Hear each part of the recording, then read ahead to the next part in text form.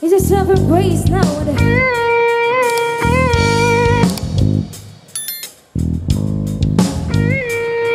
Bakit parang kasalanan ko? Ako na nga itong ayaw na matagulo. Ano bang gusto mo? At ako rin nalitong-lito. Hindi ako nakikipaglaro. Di ako yung tipo na hindi sila seryoso. Kasi sa oras ko at kung lahat ng ito ay papalaman sa'yo, itigil na lang natin to.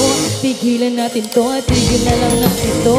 At kung wala pa tutunguhan, huwag na natin inulit pa. Tigil na lang natin to, tigilan natin to, at tigil na lang natin to. At wala rin naman paninindigan, huwag na natin inulit pa. Huwag mong ituro.